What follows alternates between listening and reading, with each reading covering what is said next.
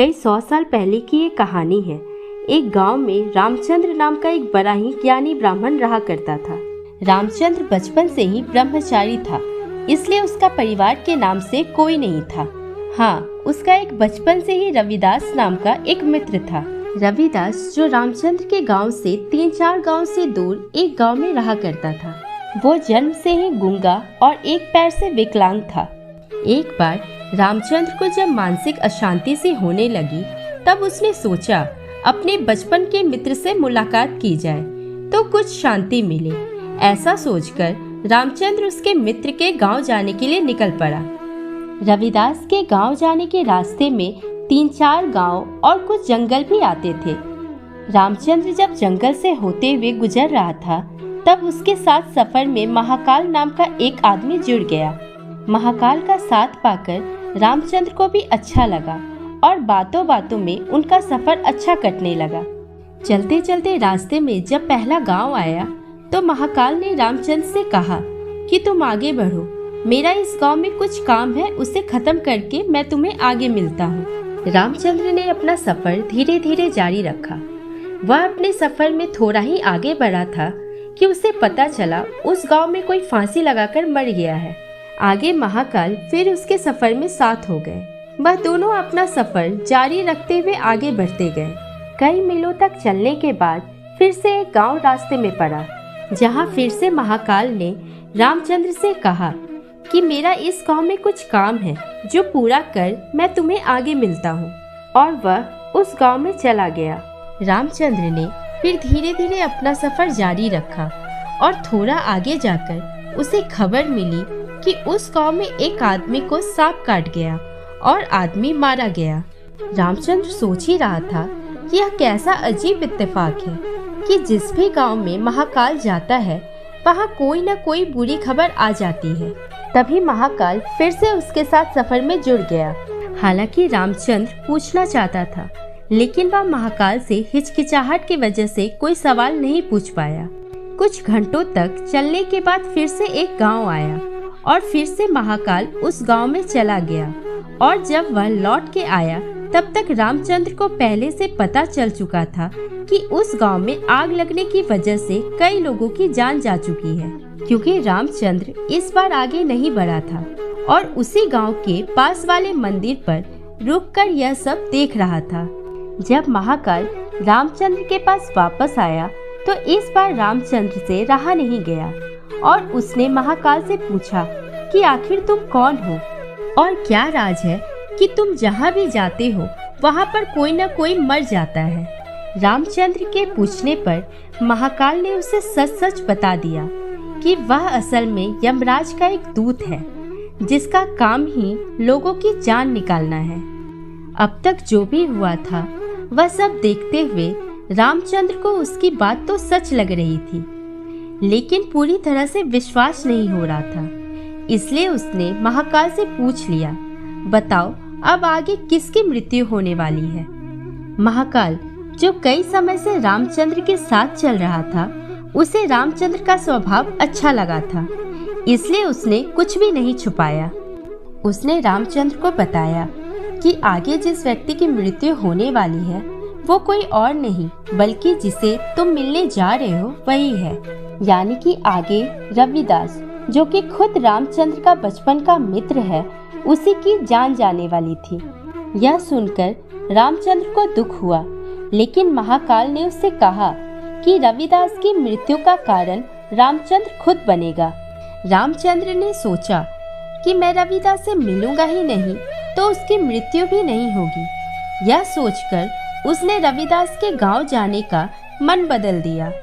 लेकिन तब तक रविदास हाफते हाफते उसी जगह आ पहुंचा जहां पर महाकाल और रामचंद्र रुककर बातें कर रहे थे। इससे पहले कि रामचंद्र रविदास से कुछ पूछ पाता, वह जमीन पर गिर पड़ा और वहीं पर उसकी मृत्यु हो गई। रामचंद्र को कुछ भी समझ में नहीं आ रहा था कि यह कैसे हो गया, लेकिन उसकी समझ में यह आ गया था कि महाकाल सच बोल रहा है।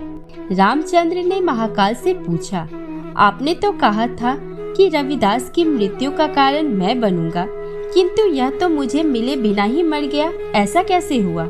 महाकाल ने रामचंद्र से कहा, उसकी मृत्यु का कारण अब भी तुम ही हो, क्योंकि यह 2 गांव पहले से ही तुम्हारा पीछा कर रहा था।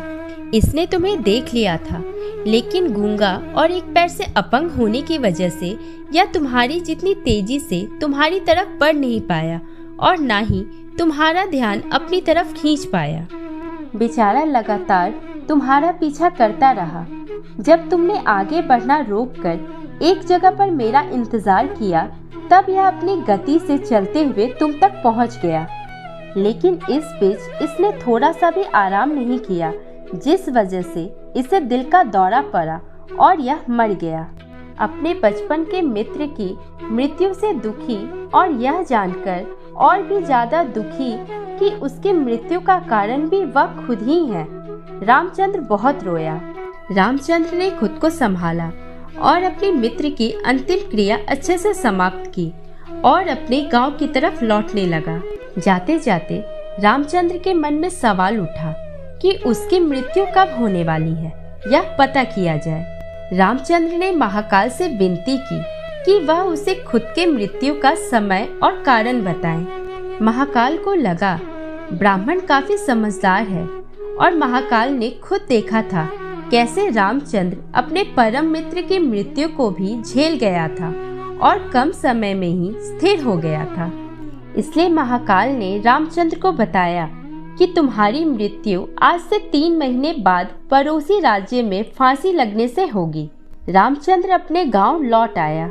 आदमी कितना भी ज्ञानी क्यों न हो, अगर उसे अपने मृत्यु का समय पता हो तो उसे रोकने के लिए कुछ न कुछ तो करेगा ही। रामचंद्र भी इस बात का पूरा ध्यान रखने लगा कि वह किसी भी कारण और अवस्था में अपने राज्य को छोड़कर कहीं पर न जाए। फिर भी उसे भूख नहीं लगती, नींद नहीं आती और बहुत परेशान रहने लगा। रामचंद्र ज्ञानी होने की वजह से उसकी ख्याति उसके राज्य के राजा तक पहुंची हुई थी। जल्दी ही उसकी इस अवस्था की बात राजा तक पहुंच गई और एक दिन राजा ने उसे अपने दरबार में बुलाया।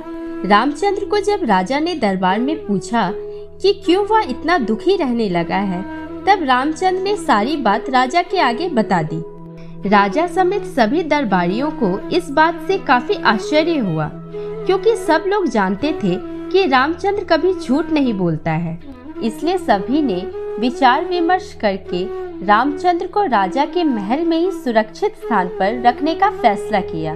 राजा ने अपने ही महल में रामचंद्र को रहने के लिए एक बहुत आलीशान कमरा दिया। राजा चाहता था कि रामचंद्र उसके महल में कैदी की तरह महसूस न करे, इसलिए सभी नौकरों को और सिपाहियों को आदेश दिया कि रामचंद्र को कहीं भी आने जाने से रोका न जाए। राजा के महल में रामचंद्र अब अपने आप को थोड़ा सा सुरक्षित महसूस करने लगा, लेकिन कभी भी वह रात को गहरी नींद नहीं सो पाता था। उसे बचपन से नींद में चलने की बीमारी थी और यह बीमारी तब ज्यादा असर करती है जब आदमी चिंता में सोए या गहरी नींद ना ले पाए। राजा के महल में रहकर उसकी यह बीमारी अब काफी बढ़ गई, लेकिन इस बात का उसे पता नहीं था और उसे राजा के आदेश होने की वजह से कोई भी नौकर या सिपाही कहीं भी आने जाने से नहीं रोकता था। जल्दी ही वह दिन भी आ पहुंचा जब उसकी मृत्यु होने वाली थी। उस रात भी वह चिंता में सोया और नींद में उठकर चलने लगा। चलते चलते वह महल के अस्तबल में गया और एक घोड़े पर सवार हो गया। घोड़ा राजकुमार का था और राजकुमार अक्सर पड़ोस के राज्य की राजकुमारी को मिलने उसी घोड़े पर जाया करता था। रामचंद्र जैसे ही उस घोड़े पर सवार हुआ, घोड़े ने उसे राजकुमार समझ के दूसरे राज्य में जाने के लिए दौड़ लगा दी और कुछ ही समय में दूसरे राज्य के महल में जाकर रुका। रामचंद्र घोड़े से उतरकर उसे अपने राज्य के राजा का महल समझकर महल के अंदर घुस गया और वहां पर नींद में चलते चलते रानी के शयन कक्ष में जाकर सो गया। सुबह जब रानी उठी तो एक पराये पुरुष को अपने कक्ष में सोते हुए देख बहुत डर गई और तुरंत राजा को बुलाया। ये नजारा देख राजा को बहुत गुस्सा आया। राजा ने तुरंत दरबार बुलाया वहाँ पर रामचंद्र को हाजिर किया गया और उसे फांसी पर लटकाने की सजा सुनाई गई। रामचंद्र ने राजा से अपने निर्दोष होने की सफाई देते हुए कहा, महाराज, मुझे नहीं पता कि मैं कैसे आपके महल में आ गया। आप ही सोचिए कि किसी की भी इतनी हिम्मत हो सकती है कि आपके राज्य में आकर आप ही की रानी के बगल में सो जाए और उसके साथ घटी 3 महीने पहले की घटना और महाकाल के बारे में सारी सच्चाई बता दी। राजा को भी रामचंद्र की बात में कुछ तर्क लगा, इसलिए राजा ने अपने पड़ोसी राज्य से रामचंद्र की कही बातों की पुष्टि करवाई। तब उसे पता चला कि वह पिछले कई दिनों से पड़ोसी राजा के राज्य में मेहमान की तरह रह रहा था। राजा ने फिर से दरबार बुलाया और अपनी दी गई सजा पर विमर्श करने के लिए कहा। सभी चाहते थे कि रामचंद्र को सजा नहीं होनी चाहिए, लेकिन सब यह भी चाहते थे कि राजा की कही हुई बात का मान भी रखा जाए। काफी सोच विचार करने के बाद सब इस बात पर सहमत हुए कि एक कच्ची सूत की डोरी से रामचंद्र को फांसी दी जाए, जिससे वह रस्सी टूट जाएगी, रामचंद्र की मृत्यु भी नहीं होगी और राजा की बात भी रह जाएगी। यह फैसला सुनकर रामचंद्र भी खुश हुआ और खुशी खुशी सूत की डोरी से फांसी लगाने के लिए राजी हो गया। रामचंद्र को डोरी से फांसी लगाई गई। वह डोरी रामचंद्र का वजन नहीं संभाल पाई और टूट गई, लेकिन टूटने से पहले पतली होने के कारण डोरी से रामचंद्र की गले की एक नस कट गई और काफी खून बहने की वजह से रामचंद्र की वहीं पर मौत हो गई। दोस्तों, इसलिए कहते हैं कि मृत्यु अटल है, लेकिन मृत्यु से पहले के जीवन को हम अपने मृत्यु के बारे में सोच सोचकर व्यर्थ नहीं कर सकते। एक दिन तो सबको मरना है, लेकिन मरने से पहले जितना जी सके हमें जी लेना चाहिए। दोस्तों, अगर आज की कहानी आपको पसंद आई हो तो प्लीज़ मेरे चैनल को लाइक, सब्सक्राइब और शेयर करिएगा और साथ में नोटिफिकेशन बेल आइकन को भी प्रेस कर दीजिएगा ताकि मेरी आने वाली नई वीडियो का नोटिफिकेशन आप तक पहुंचता रहे। धन्यवाद।